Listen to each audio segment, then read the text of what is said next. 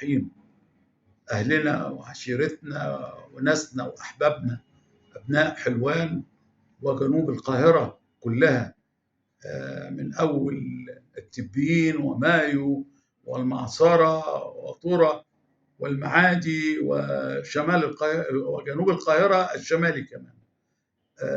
أتشرف وأزداد فخر واعتزاز أني أقدم لكم التهنئة الخالصة والمخلصة بمناسبة ذكرى الإسراء والمعراج، هذه الذكرى العطرة التي كرم الله فيها نبينا الهادي سيدنا محمد صلى الله عليه وسلم، وأكرمه وأراه من آياته الكبرى.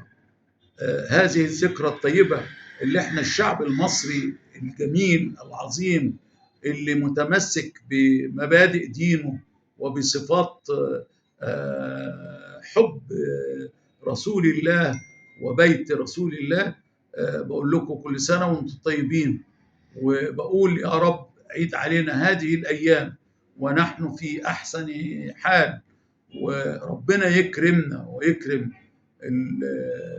القيادة الحكيمة اللي بتقود مصر في ان احنا نحقق حياتنا الحلوة اللي بنتمناها، نبني جمهوريتنا الجديدة، نعمل الحياة الكريمة، نكمل مشروعاتنا اللي هي بإذن الله ستكون خير يعني شيء نتركه لأولادنا وأحفادنا، نترك لهم بلد محترمة. والحمد لله مصر دائما وأبدا لأنها حبيبة ربها، مصر أحبها الله وجعلها هي بلد الأمن والأمان.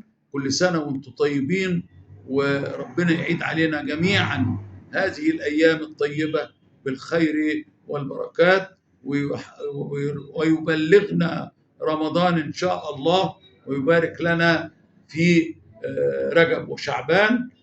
ربنا يبارك لكم، وأنا من قلبي لأن أنتم أهلي وناسي، وسأظل خادم ليكم، وأعتز بأن أكون ابن حلوان البار بإذن الله تعالى ما دام في عمري بقية. كل سنة وانتم طيبين مرة أخرى، وكل عام وأنتم بخير.